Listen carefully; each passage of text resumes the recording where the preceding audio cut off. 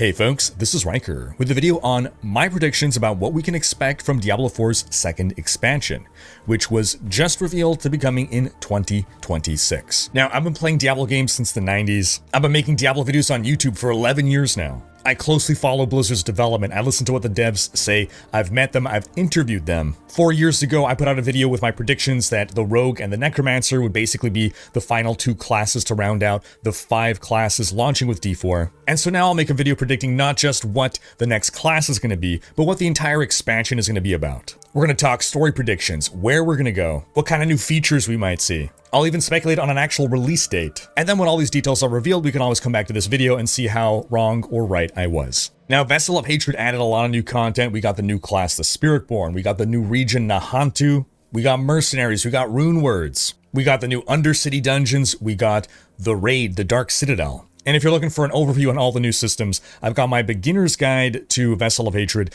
on my website, Rhykker.com, which takes us to a word from this video's sponsor. I built my website using Squarespace, and I was able to do everything myself, quickly and easily, and with zero education in the field, all thanks to how easy Squarespace is to work with. Squarespace even has a new AI tool called Design Intelligence, which combines 2 decades of industry-leading web design expertise with the latest AI tech to empower you to build a beautiful-looking, personalized website made exactly for your needs and your unique identity. Squarespace even has optimized SEO tools so that you can launch your website and start getting views as quickly as possible. Squarespace is flexible for any kind of website, with tons of design options to pick from. You can easily connect all your social accounts, and also upload your video content and organize your video library.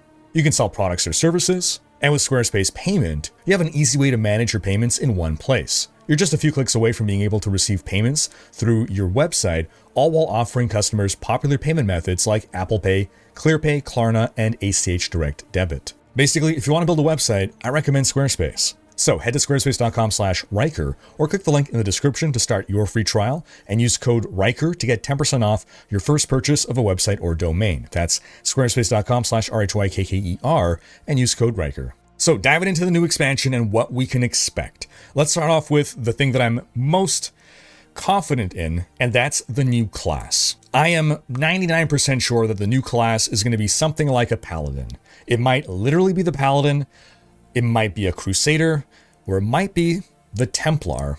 We'll explore those options in a bit here, but it is almost a certainty that we're getting the paladin analog, the holy warrior with a shield.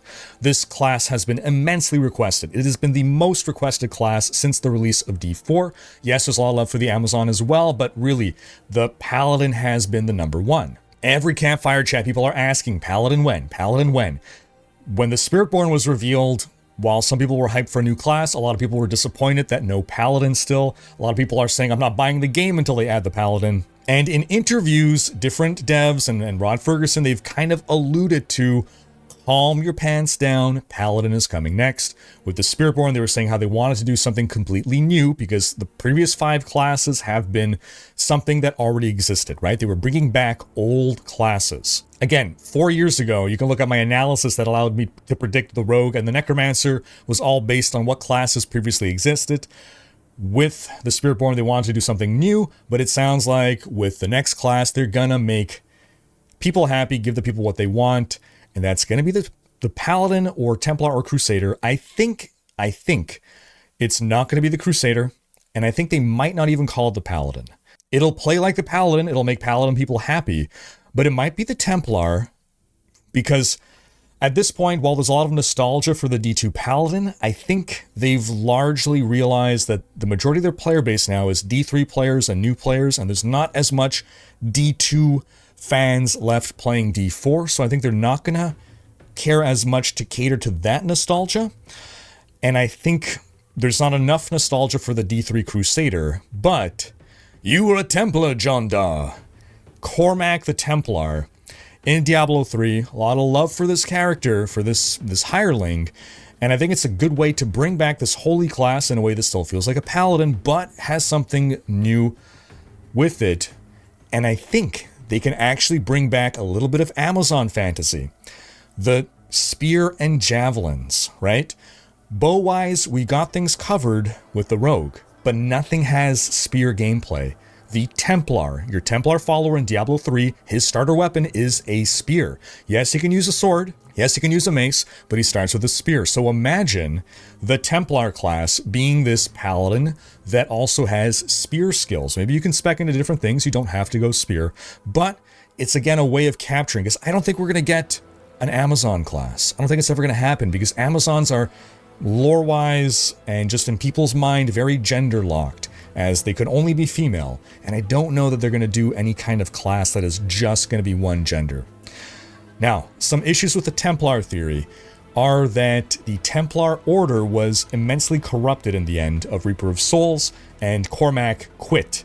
He killed the Pope of the religion, the Grand Maester, I believe it's called, and he quit, and it was a fully corrupted order. Now, maybe he's going to reform the Templars. Maybe he'll form a new order and call it something else. But I think it'll be really cool if we see Cormac again. We've seen Lyndon the Scoundrel. We've seen Diablo 2 NPCs, so Cormac can certainly still be alive 50 years later.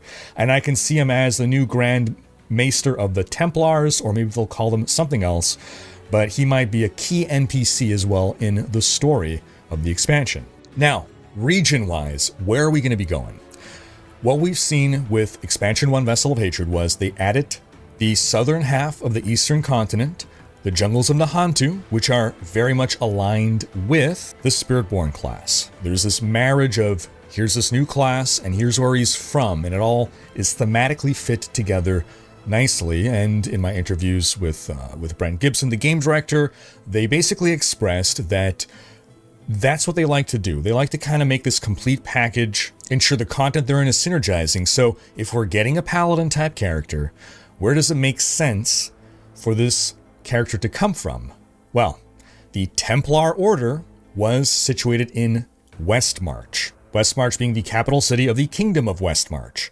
So if we go now west, because there's nowhere else to go on the eastern continent, we have it all, so we're going to be sailing west, in my opinion, to the western continent, to the region known as Khanduras. Now, Khanduras encapsulates a lot of Diablo 2. That's where we're going to find Old Tristram and New Tristram. It's where we're going to find Lut Golain. It's going to be the monastery where we met Andariel in Diablo 2. It goes all the way to Westmarch to the west. It's this entire sort of southern half of the western continent. That would also leave the northern half with Mount Ariat and the Dreadlands as stuff for future expansions. The next expansion could do the rest of that continent, and then that still leaves us with the Skovos Isles to the south and Shansai to the north. The Skovos Isles being where the Amazons are from, and Shansai being where the wizards are from. Now, it's possible we'll actually get to visit Shansai in Expansion 2 for narrative reasons, because they've established that Akarat is from Shansai. Now that Akarat is back, in a way, it is possible he's going to go on a pit stop to Shansai, and Shansai is certainly too small of a region to have its own expansion. But I do believe that Westmarch is going to be a key location in the next expansion. Now we know that after Malthael reaped Westmarch, there's a great devastation there, right? It was an immense capital city. Now, the most recent lore from the Book of Lorath is that people are still living there. It's not the same as it once was, but it's not just overrun with monsters and in ruins, so it is inhabitant, and life is kind of starting. There's suggestions that things are starting to go back to normal. It's starting to heal. But again, I don't think we're going to see ruins. I don't think we're going to see the massive city that once was. Now, interesting to note is that Diablo Immortal actually has Westmarch as your big town hub. So I don't know if we're going to see a Westmarch being this massive town hub, or maybe there'll be like smaller regions within Westmarch. Maybe some of it will be in ruin, but I don't think it's going to be overrun with monsters. Nonetheless, it will offer some kind of new location visually and thematically and geographically to what we have experienced so far. We haven't been to just a massive city, a metropolis. We'll also likely get to see Kingsport, which is where Lyndon is from. That's more of like the scoundrel hub. But altogether, I think we're going to get to see a lot of nostalgic places from Diablo 2 and 3. Now, even if the new class is not a Templar, if we're going to go with the classic Paladin, the Diablo 2 Paladin, so first off, the term Paladin refers to a number of knightly orders of faith in the light. And the Paladin from Diablo 2 specifically was from the Knights of Westmarch. And as it turns out, who else was formerly a Knight of Westmarch? Lorath-Nar. There's just a lot of reason to think we're going to Westmarch. There's lots of tie-ins there for Paladins or Templars, all of which are from around that area, and for Lorath to appear in the story and be affiliated with all this. Now let's talk about narrative predictions here. We ended Vessel of Hatred with what? Mephisto has now giga-powered up using the pseudo-corpse of Akarat. He now has what is arguably the most powerful host body that any primeval has ever had. I believe he's going to be going west. Again, maybe he stops by Shansai, maybe not, but he's going to be going west, perhaps to corrupt, or try to corrupt, the Templar Order. Who knows? We have seen Mephisto do things like this in the past, where he corrupts the head of a religion. He did this, for instance, in where we are now, in Nahantu. The Church of the Zakarum was innately corrupted by Mephisto. This is what he does. So now he's literally coming back as the Jesus of this religion. So I believe religion and faith in the light and faith in Akarat is all going to be a big part of the story, which again ties very well into having this holy class and even it being the Templars. You know, how many times do we hear the Diablo 3 voice lines, Akarat be praised and Akarat this? And again, this all synergizes together in a package that makes sense, which is what they seem to want to do. It's what they did with Vessel of Hatred, the story, the class, the region, all synergize and fit together. I think we're going to see Tyrael make an appearance. I think Tyrael will likely be a significant part of the story. Is he going to die? I don't know, but I think we're going to see him. Maybe he's going to be aligned with Cormac. I think angels are going to come into the picture somehow. Maybe. Again, we got that teaser. I mean, first off, I thought angels were going to make an appearance in Vessel of Hatred, simply because in Season 4 or 5, Blizzard added an item in the game, a new uber unique, a mythic, that makes you do more damage to angels and demons. So if you're adding this item that does more damage to angels, well, presumably we're going to have angels to fight at some point. So I thought we were going to see Tyrael and angels in Vessel of Hatred. I am now pushing that back to the next expansion. Now, how this takes place exactly could either be maybe Imperius, the Archangel who was the head of the Angerus Council, the one who hated humans and wanted to exterminate us because we are all half demon and half angel. Therefore, we have innate evil in us. Maybe he's going to lead a charge of an angelic host down to take out humanity, perhaps even because of this insane perversion of the faith in the light that Mephisto has brought. So maybe we have this angelic host come down and trying to exterminate us, and so we are fighting angels that way. Otherwise, it would have to be somehow corrupted angels, I guess. That said, I always had in mind that the invasion from heaven would be an expansion unto itself, so I don't know that I really expect the angelic host to come down and invade just yet.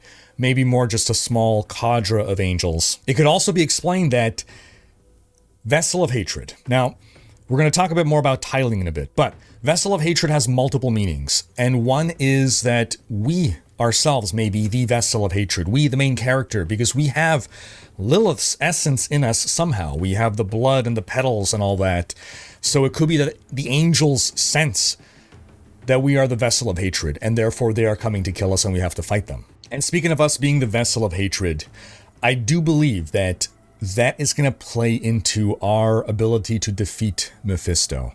Again, he is giga-powered now, and we're just some schmuck. But we were seeing signs in the story of Vessel of Hatred of us, coughing up and whatever, struggling with whatever's inside of us. Lilith's essence is doing something within us, and I think she wants revenge against her Poppy here. I don't think Lilith herself will come back. I think if she would, that would completely undermine the wonderful story of the base campaign, which I adored. Her death would effectively be meaningless if she just respawned now.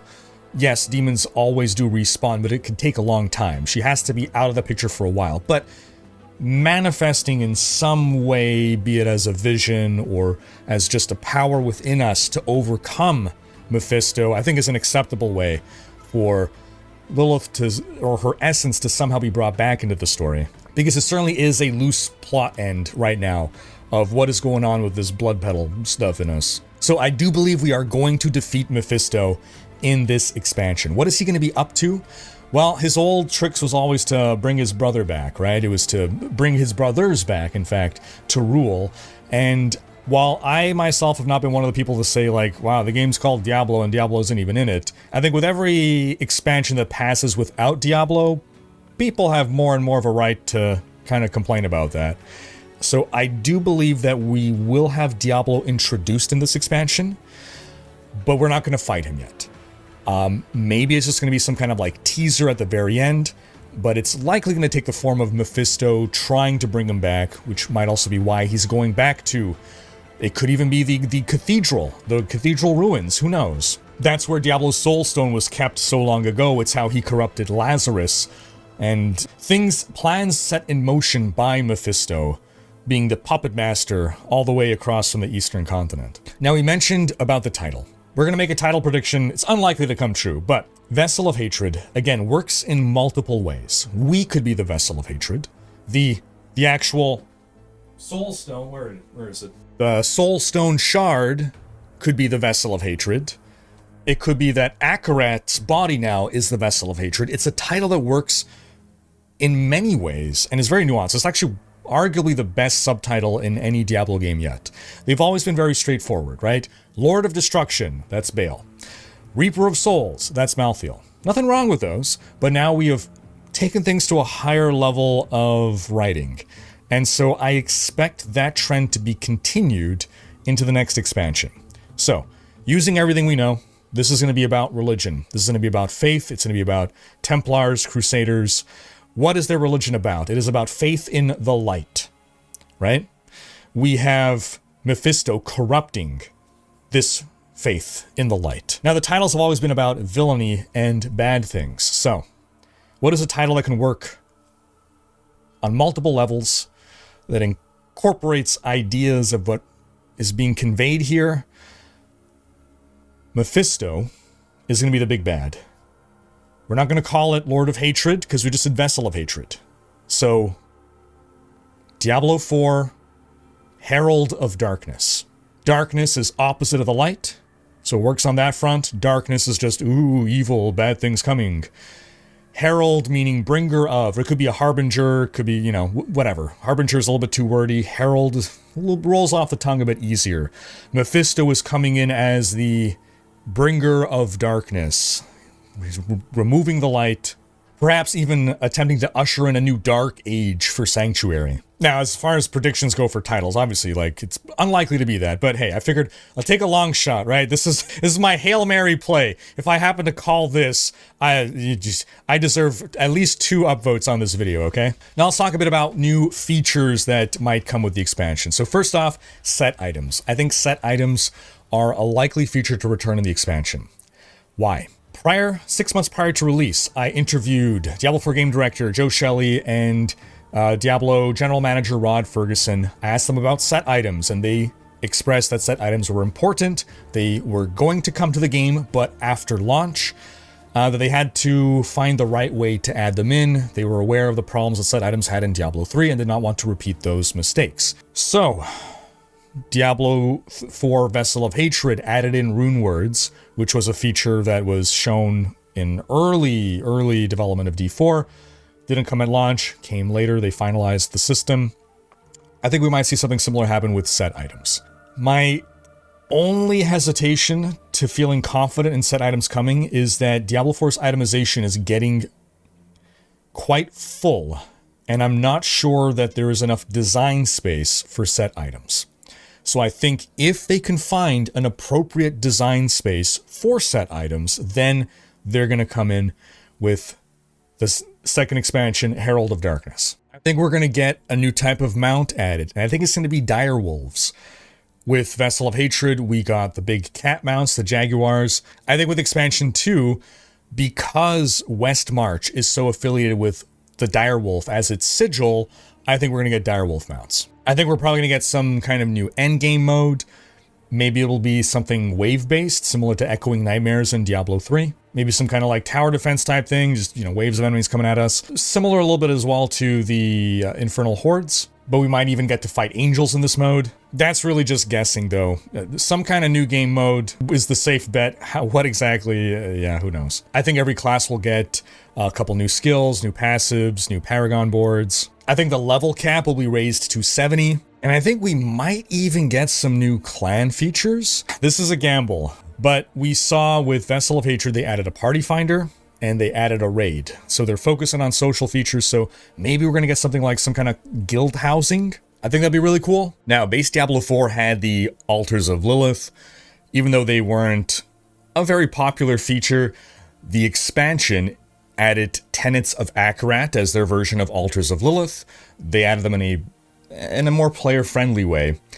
I imagine we're going to have something similar in Expansion 2, and it's probably going to be about Rakkus, because Rakkus is a fundamental character in the lore affiliated with Westmarch. Rakkus was the first king of Westmarch.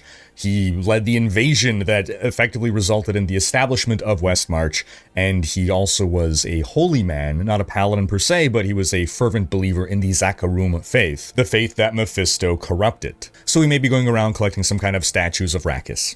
Now, lastly, let's talk release date. So first off, I think we're going to get the full reveal this summer, either at Microsoft's Xbox show, or later in the summer at Gamescom. I think those are going to be one of the two places that Blizzard's going to do the full unveiling of Herald of Darkness.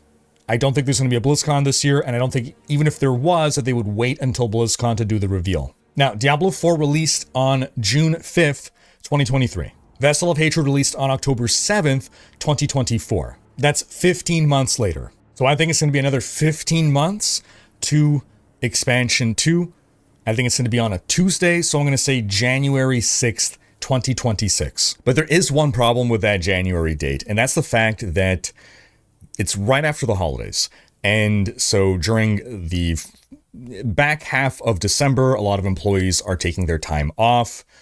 Early January as well, so the odds of an expansion actually launching right after, or any kind of major release, even a season happening right after people are returning from vacation, is kind of unlikely. So I think they're going to have to push that back a few weeks, probably into February. So maybe we can go with a February 11th release date then, to give them about a solid month of being back to work at the office to prepare for this significant launch. At that point, we'll be roughly around Season 11. They might push it to Season 12 if they don't want to cut Season 11 too short, which could maybe push us as far as April, but I doubt that. Otherwise, they might extend Season 10 to get Season 11 to start with the launch of the expansion, because right now, if we're looking at rough estimates of how long seasons have lasted, Season 10 probably going to start roughly mid-January, but they have a lot of time to kind of nudge numbers around and adjust season lengths by small amounts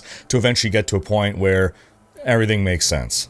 All right, folks, those are all of my predictions, but I turn the question to you. What are your predictions? Do you think any of my predictions are way off? Sound off in the comments. And again, do be sure to check back on this video as we learn new information, and you can come back and say, Rhykker, you were totally wrong. Or, just maybe, hey, Rhykker, you were right about something at least. Thanks for watching. Stay tuned for, of course, coverage when the expansion will be revealed. If you enjoyed this video, give it a thumbs up. Special thanks to my supporters for making these videos possible. And subscribe to join Rhykker's Raiders for more Diablo content.